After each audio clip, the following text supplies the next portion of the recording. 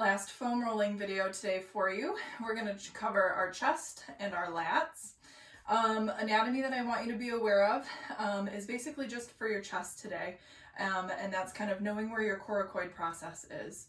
So we've got two sets of pectoral muscles. Pec minor sits deep. It's going to sit here, attaching at the coracoid process and sit onto our ribs. And then our pec minor muscle, which is in a well-defined chest, that nice square looking chest muscle, layers on top of it and attaches to our arm. So what I want you to feel for is the coracoid process. If I was to swing my arm back and forth, you're going to feel a bump kind of roll into your hand that's pressing. That's your coracoid process. Now, the reason why I want you to identify that is because when we use the roller on the chest, I don't want you to go up and over that shoulder joint. The shoulder is a very unstable joint to begin with. So what I don't want you to do is to roll over that joint. I want you to stop right where you feel that coracoid process on your chest, kind of bumping into your hand. So right before the crevice of the shoulder. Now, to roll our chest, obviously we're going to be face down. First, we're going to start with the foam roller kind of at an angle through the armpit. I'm going to lower myself down on it. I do like the grid rollers or rollers that are hollow in the center so that you've got something to hold on to if you don't want that roller to move too much. So with a swimming motion, or even more of a snow angel motion, just kind of let your body weight create the pressure here on the foam roller. My kind of coracoid process side of the ribs are on that a little bit. So of course we are working a little bit more than pecs here. If you kind of bring yourself nose to the floor so that you're almost parallel to the floor, that helps to kind of bring more pressure up towards the top of those pec muscles. You can do a rock on, which is like this, like kind of a fist pump forward.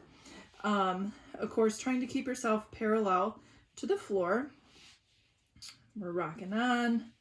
We're doing snow angels, swimming motions, whatever feels right for you. If we take that foam roller at a little bit more of an angle inwards, I can use my left hand to push that foam roller into my chest, and same motion. This time, because of where the angle is coming at me through my shoulder, the foam roller is actually able to support my shoulder joint. And we do the same motion, snow angel, rock on, or swimming motions.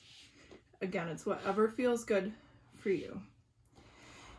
With the foam roller at the angle that it's currently at, if we bring, again, keeping our body parallel to the floor, we can introduce a little bit of rocking motion side to side. It's kind of hard to do a slow myofascial release here. So a faster motion's okay, working those muscles. Again, I'm not rolling over the joint. I am more towards my torso. We call that medial. I'm more medial to that joint, kind of working the outer portions of that chest. Now, if you wanted to take that a little bit further, if you have a hard ball, a tennis ball, even your fist works just fine. You can put your fist on your chest muscle here. I find if you look away from the arm that you're working, it allows you to push that shoulder farther into the ground, and you can do those same motions. Rock on, snow angel, etc. Okay, so that's chest for you. Moving on to lats.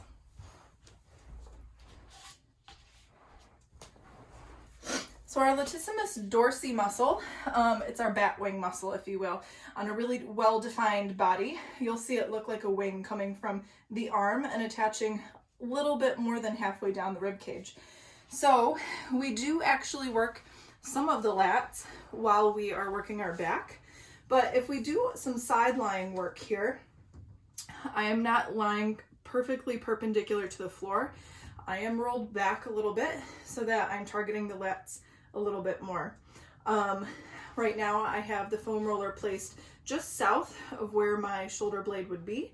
This is a little intense with the grid roller, so if you've got that more basic black roller, I would definitely suggest starting with that because it's a little less intense with pressure. So what we can do is simply rock back and forth letting our body weight do the work for us. And then when we need to reposition, we just roll the roller down about another 2 inches and rock back and forth. Now, if you find any tender spots, you're certainly welcome just to take a couple of nice deep breaths there and just kind of let your body accept the pressure and let that trigger point release a little bit. So some motions that you can do here for the lats. You can do kind of like a waving motion with your arm. I'm going to make sure that I'm in the camera view here a little bit more so you can see what my hand is doing. You can rotate your hand up and down like that. You can do kind of a quarter circle, almost like, we'll say, a reverse snow angel here. Or we can also get our body weight here to roll. Good deal. So that's your latissimus dorsi, or your lats. As always, if you guys have any questions, don't hesitate to shoot me a message or leave a comment below. This does conclude our foam rolling class, tutorials if you will. So if anybody is interested, I've been kind of toying with the idea of doing like a Facebook Live or like a Zoom class, and just doing like a good solid hour of full body foam rolling. So if you're interested in that, definitely let me know. I'd love to put something together like that. Our next couple of video series, we're still going to continue forward with our professional interviews, our little Q&A sessions. So stay tuned for more of those. And then now we're going to be jumping into some stretching videos as well. So kind of pay attention for those to be posted in the next few days. Hope you guys are doing well, and we'll talk to you soon.